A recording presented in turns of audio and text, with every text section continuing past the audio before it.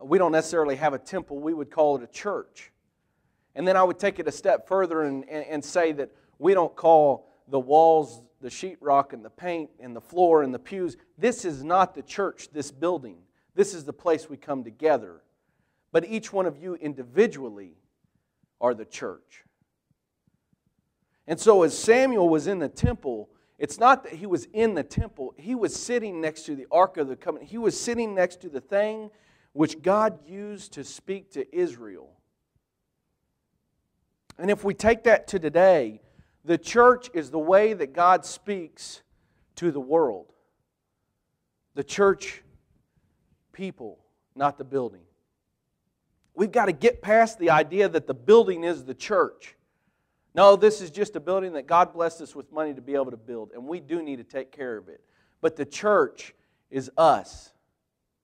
We are the church. We are the bridegroom of Christ. And so as we look at what does the gospel mean, what does following Christ mean, if we're looking at the life of Samuel, the very first thing I would say is that you have to be prepared to hear God, so that just like Samuel said in verse 4, before he runs to Eli, it says God called to Samuel and he said, "Here I am." And then he ran to Eli. Samuel recognized God's voice even though he didn't recognize God's voice. He heard God say, "Samuel," his response was, "Here I am." And then he ran to Eli, not the other way around. Sometimes God calls on us when we least expect it. So you have to surround yourself with godly people.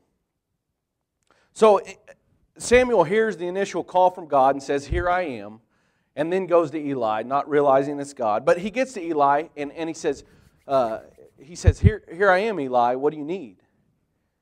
And I'm sure it woke Eli up because he was running. I find that real interesting too, that Samuel had enough respect for Eli that he ran to him. So he wakes Eli up. What do you need? What do you need? And Eli says, "I didn't call you. Go lay back down."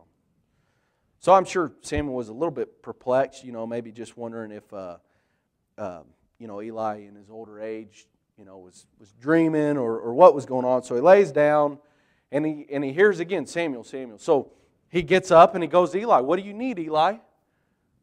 And I would imagine Eli's a little frustrated at this point. And he says, "I didn't call for you. Go lay back down." This happens 3 times. Till finally Eli realizes something's going on here. And so he tells Samuel, he said, "Next time you hear this call, simply say, 'Here I am, Lord,' or 'Here's your servant.'" And so Samuel goes and lays back down. And then we find that God comes up to Samuel and calls him again. And then God goes into what He's going to do to Eli, how He's going to punish him. Now, one thing I didn't tell you in the first 2 chapters, part of that was dedicated to Eli's son. So he had 2 sons that were priests. And in that day and time, if we were all the children of Israel, we would take a meat sacrifice to give to God. So when we got to the priest, we'd put it in the pot and it would begin to boil. Now the priests didn't have jobs; they were just servants to God. And so as that meat was boiling, what they would do is they would take a fork and they would stick it in the meat and pull it out, and whatever was there was for them to eat. This was how they survived. That's the way the Lord had told the priests to act. But Eli's son, they didn't really like doing that. So what they would do is, when you brought your meat to them for them to sacrifice, they would say, "Cut out the best part of the meat and give it to us. Cut out the fattiest part," or as Leon would understand it, cut out the back straps. Give me the good stuff. I don't want to stick my fork in boiled meat. I want the good stuff. And I'm going to take it back and I'm going to saute it with some onions and some mushrooms, and I'm going to grill it up nice. And then we'll just give the rest to God. We'll throw the rest in a boiling pot of water. So that was their attitude towards God. And so the Lord shows up and begins to tell Samuel all that He's going to do to Eli because Eli had not rebuked his sons. I promise, I'm going to tell a story that involves my mother again. And I promise I don't intentionally do it. It's just when the Lord tells me what to say, I just say it. So, when I was like, I don't know, 5 or 6 or 4, my mom was teaching. She was teaching 3rd grade, and I had kindergarten in the afternoon. So I would have a babysitter that would come over and watch me for the first half of the day. So my mom was getting ready to leave for school, and she had a brand new package of Juicy Fruit bubble gum. And so, me being the respectful young man that I was, I said, "Dear Mother, may I please partake in, this delicious Juicy Fruit?" And she said, "Absolutely, you can have one piece." She said, "You can have one piece, I've got this many students and I need this many pieces of gum, so you can have one." So thanks. So she goes in the other room, and me as this respectful 4 or 5-year-old, I began to stuff like 8 pieces of gum in my mouth. So she comes back in right before my babysitter gets there. And, as like a 4 or 5-year-old, you don't know how to count, so you didn't realize she could look and see that there was more than one missing. So she grabs that package of Juicy Fruit, and she looks at it, and she says, and then she looks at me. Now, as a 4 or 5-year-old, 7 pieces of gum kind of make your cheeks stick out. And so she says,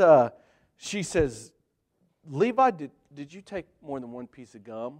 And in my mind, as I see it playing out now, older adult, I can just, my lips, and she can't really understand me. And somehow I get out, "Mom, I only took one piece of gum. Maybe it was my brother or sister. It wasn't me.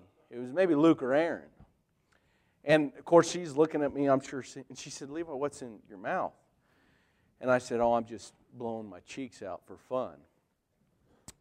And she said, "Levi, did you take all this gum?" And I think she knew I took the gum when she smacked me in the back of the head and it all fell out,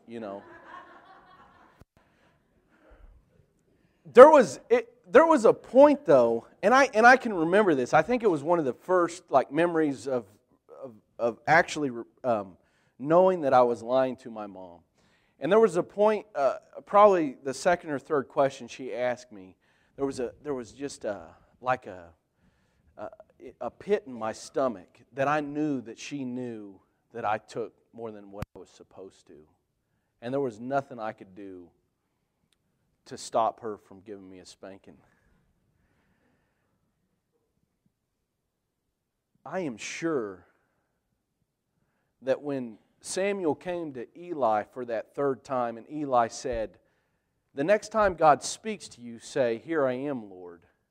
I'm sure that when Eli sent Samuel back, he knew something was wrong. He had that pit in his stomach, because all the times before when God would speak, it would be to Eli, because Eli was the priest. And when Samuel comes to him for the 3rd time and Eli realizes God is speaking to this young boy, I can only imagine that Eli finally, for the first time, realized that all along the way he was training his replacement in Samuel. And that it was a time finally when Eli would have to answer for what his sons were doing and what he was allowing them to do.